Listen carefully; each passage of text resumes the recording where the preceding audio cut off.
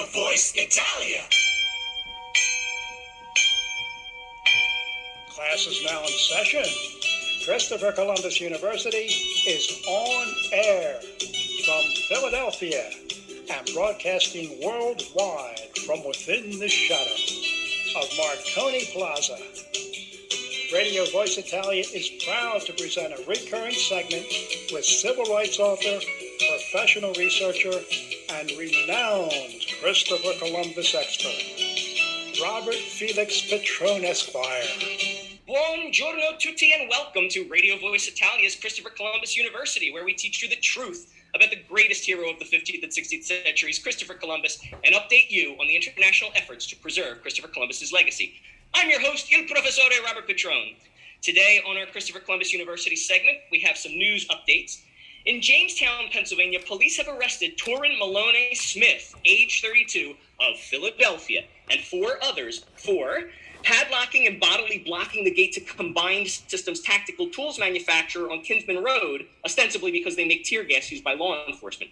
Torrin Maloney Smith is also the author of the op-ed article published by WHYY on behalf of a Marxist domestic terrorist group that calls themselves Philadelphia Radical Italians, calling for the removal of Philadelphia's Christopher Columbus statue based on false information about Christopher Columbus, such as that, quote, Columbus was a man who committed acts of genocidal brutality against indigenous peoples and enslaved Africans, considered appalling even by his contemporaries.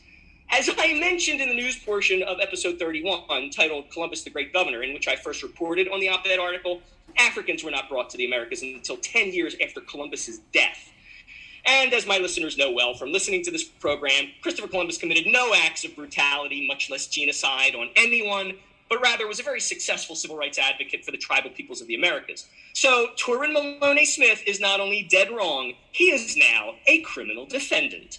The best of luck to you, Mercer County Chief Prosecutor, District Attorney Peter C. Acker. Avanti, D.A. Acker, avanti.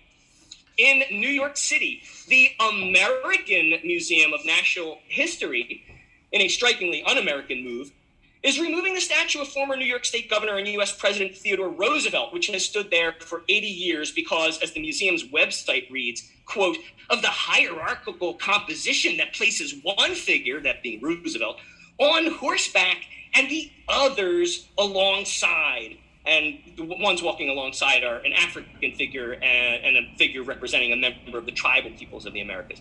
The museum called this racist. The removal of the statue of America's 26th president comes on the heels of the removal of New York City statue of America's 3rd president, Thomas Jefferson, which had stood in City Council's chamber for nearly 2 centuries, but was removed on the basis that it, quote, is inappropriate and serves as a constant reminder of the injustices that have plagued communities of color since the inception of our country, despite that Thomas Jefferson was an abolitionist. At the time of the American Revolution, Jefferson was actively involved in legislation that he hoped would result in slavery's abolition. In 1778, he drafted a Virginia law that prohibited the importation of enslaved Africans. In 1784, he proposed an ordinance that would ban slavery in the Northwest Territories. But, these inconvenient truths cut against the narrative that favors the demolition of all icons of Western culture. You've heard me say it many times, listeners, and this just proves it yet again. The campaign of Damnatio Memoriae against Christopher Columbus has always been a pilot program for a larger campaign against all icons of the United States and indeed Western culture. In Rochester, New York, the mainstream press has still failed to report on Rochester Little Italy neighborhood being recognized nationally as an historic Italian enclave by the Italian Enclaves Historical Society, though an international media company out of Rome, Italy, has promptly reported on the good news. The neighborhood will celebrate its new status as a nationally recognized historic enclave at its 4th annual Christmas tree lighting event on December 16th, 2021 at 6 p.m. at the Engine 5 Rochester Fire Department's firehouse on Lyell Avenue, and at the very popular Little Italy Festival, which makes its planned return next year after being postponed for nearly 2 years, ostensibly due to COVID restrictions. You can find out more by contacting the Little Italy Association of Rochester Incorporated at 585-478-9494. That's 585-478-9494. In Syracuse, New York, the Columbus Monument Corporation and its attorneys are preparing for oral argument before Onondaga County Supreme Court Judge Gerard J. Nery in its lawsuit against Mayor Ben Walsh to prevent him from demolishing that city's Christopher Columbus statue and eliminating that city's Columbus Circle. The argument, originally scheduled for December, was delayed until January at the request of Mayor Walsh's attorneys. Despite having a dozen attorneys on staff at City Hall, Mayor Walsh used taxpayer monies to pay for private counsel from an expensive New York law firm and has hired the firm without even having informed Syracuse City Council, which they call Common Council. He also used taxpayer monies to fund his re-election campaign. Two of the main attorneys representing the Columbus Monument Corporation, former Senator John DeFrancisco and Tony Pietrafesa, Esquire, will be returning to Syracuse from Florida and Georgia, where they now reside, for this important oral argument. The Columbus Monument Corporation offered $25,000 to fund an initiative to display either permanent or a rotating collection of art celebrating the heritage of any of Syracuse's ethnic populations in exchange for keeping that city's Christopher Columbus statue in Columbus Circle. But Mayor Walsh completely ignored the proposal. For the substantive portion of today's program, I have a very special Hanukkah episode of Christopher Columbus University. Hanukkah, the holiday of the Jewish calendar, also known as the Festival of Lights, commemorates the recovery of Jerusalem and subsequent rededication of the Second Temple on Jerusalem's Temple Mount at the beginning of the Maccabean revolt led by the hero Judah Maccabee against the Seleucid Empire, a Grecian empire led by King Antiochus III of Syria in the 2nd century BC. I thought then it would be fitting to dedicate today's class to talking about the Jewish heroes who were part of Christopher Columbus's crews and contributors on his first through fourth voyages. Last year, a gentleman named Bob Gardino, secretary of the Columbus Monument Corporation of Syracuse, New York, which, as you heard in the news portion of the program, is embroiled in a legal battle with Syracuse Mayor Ben Walsh over that city's Christopher Columbus statue, contacted me about an op-ed piece written by 21 self-proclaimed, quote, Italian-American women, end quote, urging the tearing down of that city's Christopher Columbus statue. Sound like the Philadelphia Radical Italians group? Every city's Marxist agents use the same playbook. My review of their editorial revealed that the rationale was misguided and wholly ignorant at best, or a deliberate attempt to subvert and reimagine historical fact.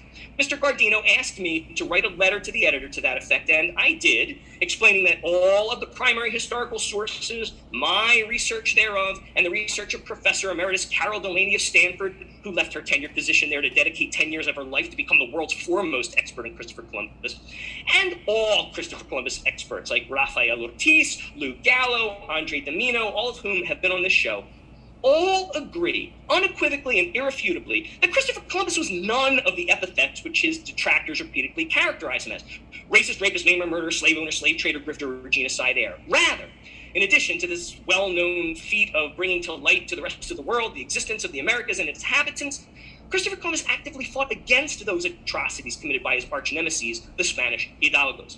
I also mentioned in that letter that Columbus also helped Jews escape the Spanish Inquisition by employing them as crewmen and translators.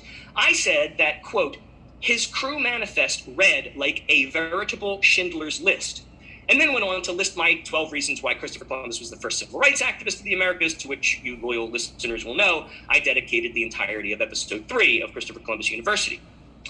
Secretary Gardino was very grateful for my having written a letter to the editor and sent it to Greg Tripoli of the Mayor's Action Circle to help disabuse Tripoli of his misconceptions about Columbus being a bad guy. Tripoli is head of the Onondaga Historical Association, but is not a historian.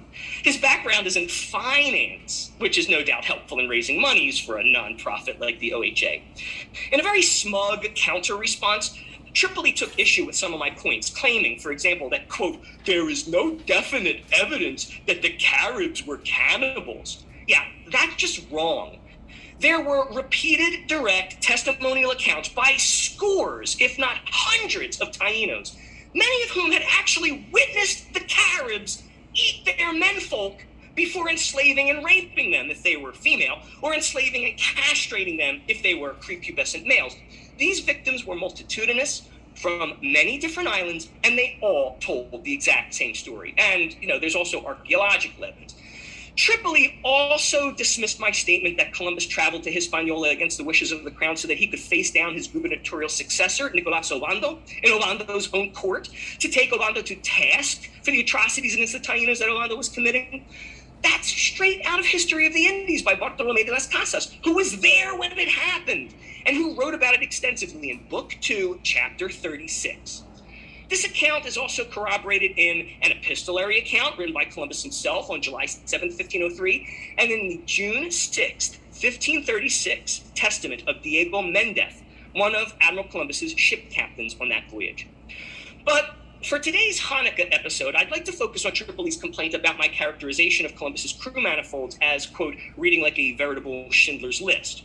Quote, the vast majority of sailors on Columbus's mission were Spanish, Tripoli wrote. A few may have been Jewish, though again to date there is no definitive evidence to suggest that anyone was aboard to flee the Inquisition. As far as the roster looking like Schindler's List, I don't know where he gets that from, but Schindler's List was all Jewish. You can tell that Tripoli is grasping at straws here, given that he resorts to the semantic wordplay of hyper-literalism. He tellingly ignores that my actual wording was like a veritable Schindler's List. The operative words here being like, indicating that something is similar, not exact, and veritable, which the Oxford Dictionary defines as, quote, an intensifier, often to qualify a metaphor. I'm surprised Tripoli didn't argue that Columbus's list wasn't written by Oskar Schindler either. That the vast majority of sailors on Columbus's missions were Spanish does not refute that there were many who were Jewish. Spanish is a nationality. Jewish is a heritage and religion. Both things can be true at the same time. A manifest that includes many Jewish refugees of the Spanish Inquisition is, by definition, like a Schindler's List. So once again, Tripoli is just flat wrong. How wrong? Let's dig a little deeper, shall we? As a preliminary matter, Columbus had a great deal of respect for, admiration of, and cooperation with Jewish scholars in the years preceding his first voyage, in which he sailed as High Admiral of the Ocean Sea. As a young captain, he avoided being killed in a sea battle with French privateers by swimming 2 leagues, that's 7 miles, to the coast of Lisbon, Portugal, where he eventually met his first wife, Filipa Moniz Perestrello, a noblewoman of genuine Portuguese heritage. That's like Italian-American, only born in Genoa and emigrated to Portugal.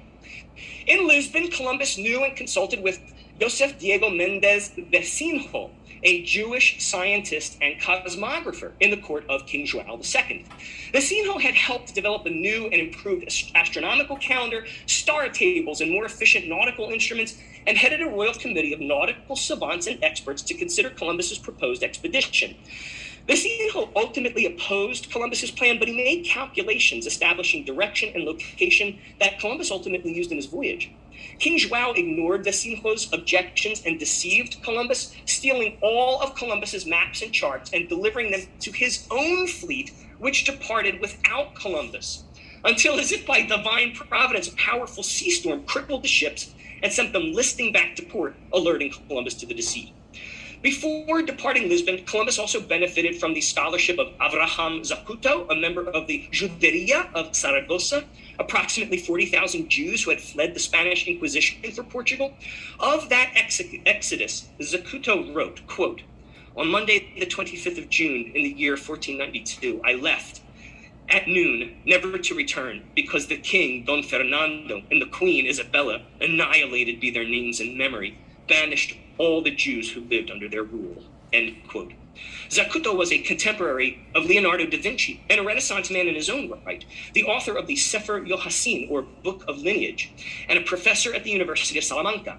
He constructed the first metal astrolabe and developed astronomical tables that gave the exact hours for the relative position of the Earth to the other planets and the stars, the table of ephemerides, which was translated into Latin by the previously mentioned Joseph Vecinho and published in the Almanach Perpetuum. Zacuto met Columbus before his first voyage and endorsed the venture, but warned him that it was an extremely hazardous one. Columbus used Zacuto's table in his 4 voyages. In fact, on his 4th voyage, a crippling storm caused Columbus to ground his remaining 2 ships on the island of Jamaica. The crews languished there for a year, awaiting help from Hispaniola. At first, the islanders left the sailors alone. But over time, they grew bolder, and eventually a war band arrived with obvious hostile intent. Forced to think fast and as always seeking to avoid conflict with the tribal peoples whom he so loved, Columbus resorted to a desperate ruse. Knowing from Zacuto's astrological tables that a solar eclipse was imminent, he told the hostile islanders that he would cause the sun to disappear if they harmed his crew. When he saw the islanders' stunned reaction as the moon blotted out the sun, he demanded they help his starving sailors. The previously hostile islanders left and returned with some life-saving stores of food. Once again, Columbus's canniness avoided bloodshed and saved lives on both sides.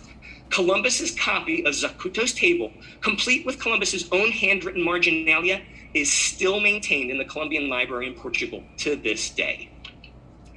Columbus also owed much to biblical commentator, mathematician, and astronomer Levi Ben Gershon, who had popularized the Jacob's staff, a nautical instrument that helped navigators measure the angular separation between two celestial bodies, and to Jacob ben Machir ibn Tibon, a Jewish astronomer from Marseille, who invented the Jacob's quadrant, a nautical instrument used for making measurements both in the sky and on the earth.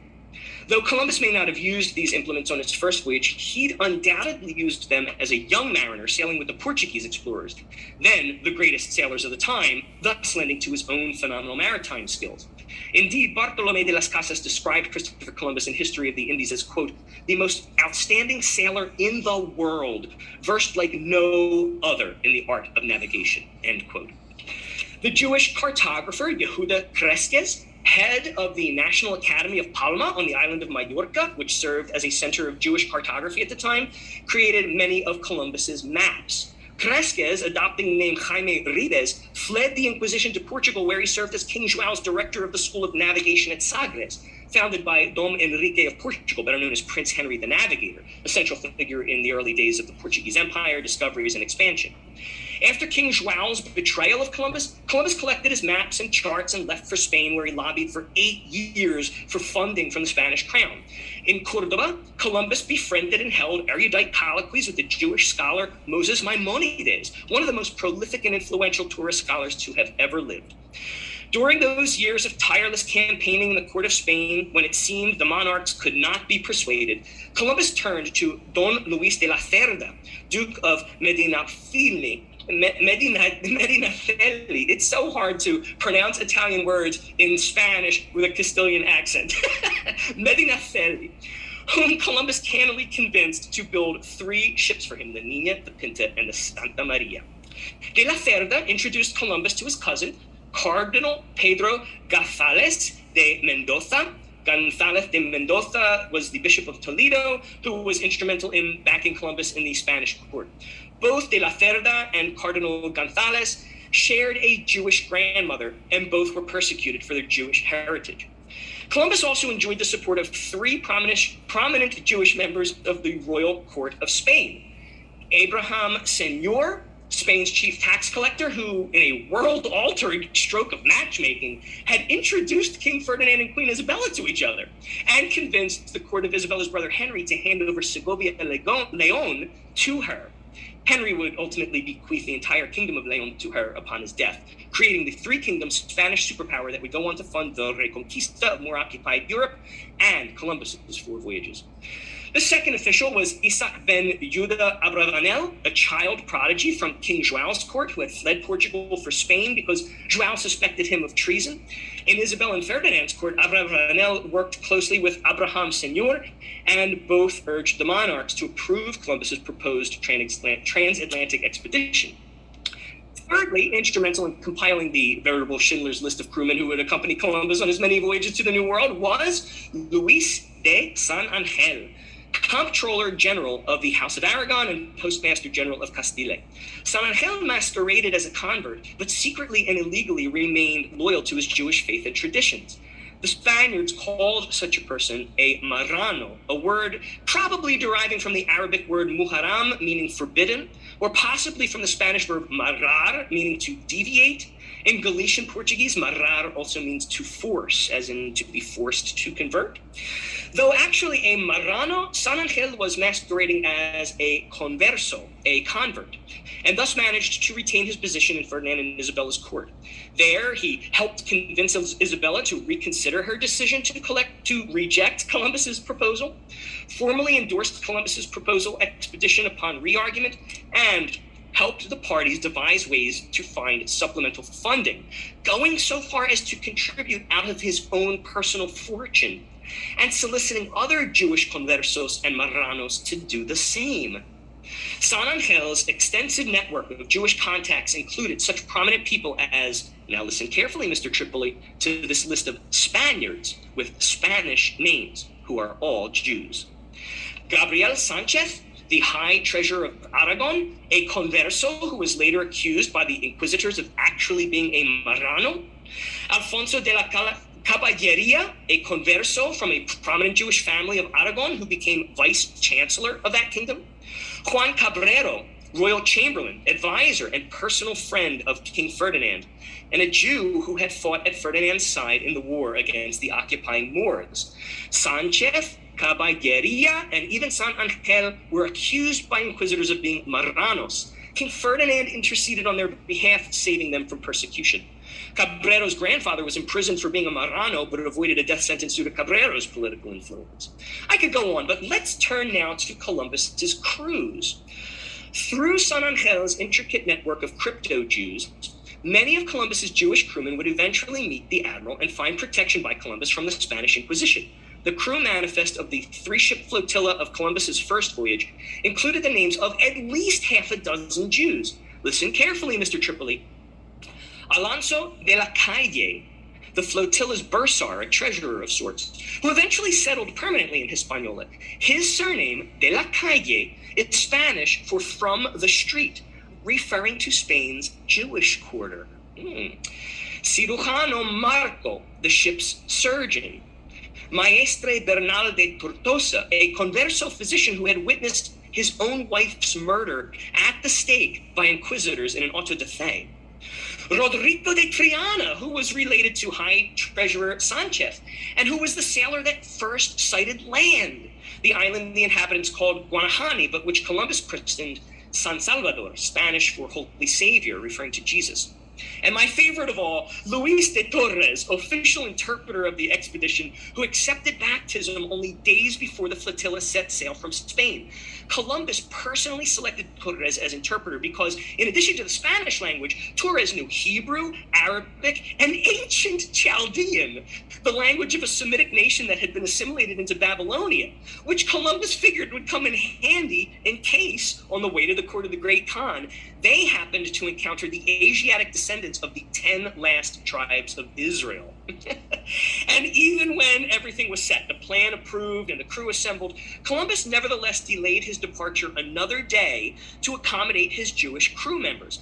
He was originally going to set sail on August 2nd, 1492, which happened to be the Jewish holiday of Tisha B'Av, commemorating the destruction of the first and second holy temples of Jerusalem. Columbus instead departed on August 3rd out of respect for their holiday. As it turned out, the day he did depart with his Jewish refugees was the day the monarchs had set as the deadline for Jews to convert or be killed. The monarchs themselves called themselves Catholics, but they committed this atrocity in God's name, and God don't like ugly. Christopher Columbus, a true Catholic hero, became the vessel to carry out God's goodwill in the face of that human evil. So grateful to Luis de San Angel was Columbus for all he'd done to make that first voyage possible, that it was to San Angel himself that Columbus had addressed his famous letter announcing his discovery of the Americas and its inhabitants. Columbus sent an identical letter to High Treasurer Sanchez's cousin, Leonardo de Cosco, a Marrano, translated that letter into Latin, and published 9 editions of it, spreading the news about the New World throughout Europe and the rest of the world. On October 28, 1492, when Columbus found Cuba, which he thought was Marco Polo's Chimpangu, Japan, Columbus appointed interpreter Luis de Torres as royal emissary to the Great Khan and sent him ashore with a Latin passport, gifts for the Khan, and letters of introduction from the Spanish monarchs and 2 Taino guides. Obviously, Torres found no imperial city of the Great Khan, and his skills with Hebrew, Arabic, and ancient Chaldean proved useless, but he did develop a form of sign language to communicate with the Taino, Siboney, and Guanacatabe of the island. He brought back to the High Admiral detailed reports of the flora, fauna, and human inhabitants, as well as their customs, manners, and strange practice of rolling dried leaves, shoving them up their nostrils, lighting them, and inhaling and blowing out smoke. It was Cuban tobacco! Torres permanently settled large tracts of land in Cuba, which came to be called the island of Juana, after Ferdinand and Isabella's son, Prince Juan, though the island later reverted to the original tribal name, Cuba. Torres then became royal agent of the crown on Cuba with an annual pension. Torres, a Jew who underwent baptism only days before the flotilla set sail for the West Indies, was the first European to visit the inhabitants of Cuba and the first to witness and describe their traditions and practices. The Catholic hero Christopher Columbus sailed his transatlantic voyage to revolutionize the world with an all-water route to Asia and forge an alliance with the Great Khan in the hopes of even liberating Jerusalem from the jihadists. But his Jewish colleagues, contributors, and crewmen helped make the voyage possible to realize their dream as well, to find a safe refuge across the Atlantic for persecuted Jews. And indeed, many conversos and marranos did flee swiftly to the West Indies upon Columbus's return from his first voyage, boarding ships secretly, as the crown had officially forbidden them from settling in the New World. And as is often the story of this tenacious tribe's history, against all odds, they succeeded. With each passing year, more and more Jews came to live in the Spanish and the Portuguese settlements of the New World to find refuge from the Inquisition, which continued until 1834, only 99 years before Hitler opened the first Nazi concentration camp in Dachau. But as is also common in their history, they again suffered persecution in those Spanish and Portuguese settlements. Throughout the centuries, conquistadors like Hernán Cortés hunted down and murdered Jewish settlers for their heritage. Nevertheless, Jewish communities survived in the Caribbean, Central America, and South America, and they not only survived, but they flourished, particularly those under Dutch and English control. By the 16th century, fully functioning Jewish communities existed in Brazil, Suriname, Curacao, Jamaica, and Barbados. Smaller enclaves could be found in Cuba, Mexico, and Argentina, though those refugees from the Inquisition generally concealed their identity from authorities. By the mid-17th century, Brazil and Suriname contained the largest Jewish communities in the Western Hemisphere. After 1810, French Jews seeking persecution settled in Argentina. Between 1906 and 1912, Jewish immigration increased at a rate of 13,000 immigrants per year from Eastern Europe, Morocco, and the Ottoman Empire. By 1920, more than 150,000 Jews were living in Argentina, playing a vital role in its society despite pogroms and other rampant anti-Semitism. In 1946, for example, Israeli agents captured Nazi war criminal Adolf Eichmann in Argentina as the country established political ties with Israel. Despite those ties, thousands of Argentine Jews were murdered or otherwise killed by terrorists and military juntas in the 1970s, 80s, and 90s. In the 21st century, more than 350,000 Jews live in Latin America, integrated into all spheres of life. The Jewish Culture Fund for Latin America is the most visible and central Jewish outreach organization. On Sunday, October 31st, 2009, the Jewish War Veterans Lieutenant Seth Devoren Post 972 held its 10th Columbus Day Jewish, Italian, and Hispanic Friendship Breakfast at the Marlborough, New Jersey Jewish Center, celebrating, quote, understanding and goodwill between these important New Jersey communities, end quote. That year's program remembered and honored the crypto Jews that were members of Christopher Columbus's crews. New Jersey Congressman Robert Menendez, a New Yorker of Cuban descent, had noted in a speech at a previous friendship breakfast that at least 35 of the crewmen of Columbus's many voyages were born Jewish and refused to return to Spain to face possible torture and death by the Spanish Inquisition. Columbus helped them avoid that persecution, helping them swell the ranks of the very first European explorers, pioneers, and permanent settlers. Also at the friendship breakfast were two direct descendants of Columbus's personal physician on his first voyage, Jewish crewman Maestre Bernal, Bernal's descendant, David Bernal, and David's daughter, U.S. Army Sergeant Sarah Bernal, both practicing Sephardic Jews. David was born in Colombia, having served in that country's military before moving to the United States. Sergeant Sarah Bernal, born in Inglewood, New Jersey, had at the time just returned from the Iraq War, where she'd served in the 101st Airborne Division of the U.S. Infantry. Thank you for your service, Sergeant Sarah Bernal. Also in attendance at the Jewish, Italian, and Hispanic Friendship Breakfast were Executive Director Luis Rodriguez, Executive Director of Monmouth County, New Jersey's Latino Chamber of Commerce, and Luis Navarro, Manager of the Technical Services Division of the county's Department of Human Resources. They spoke about the positive experiences they'd had growing up, which paralleled the Jewish American experience. Also in attendance were Vice President Ralph Rubinek and Barbara Stanner of the Frank Sinatra Lodge of the Order of the Sons of Italy. Vice President Rubinek, who is Jewish, spoke of the friendship between the Gentiles and Jews of Italy, and how so many of the World War II era Italians, who were largely opposed to Mussolini, risked their lives and fortunes in their successful efforts to protect the Jewish population from the Nazis and the fascists. In fact, few people realize that midway through World War II, Italy actually switched sides in the war, abandoning the Axis powers and joining the Allies. Did you know that? The efforts of these 20th century Italians helping their Jewish contemporaries flee the Shoah paralleled the efforts of Christopher Columbus, the first civil rights activist of the Americas, who began his civil rights activism by risking his life in his successful efforts to protect the Jews of Spain from the Inquisition. After all that Columbus's Jewish friends, collaborators, contributors, and crewmen had done for him, it's no wonder. So, listeners, and especially you, Mr. Tripoli, please consider episode 33 of Christopher Columbus University my Hanukkah gift for you. It's not as tasty as chocolate gelt, but it's food for your mind.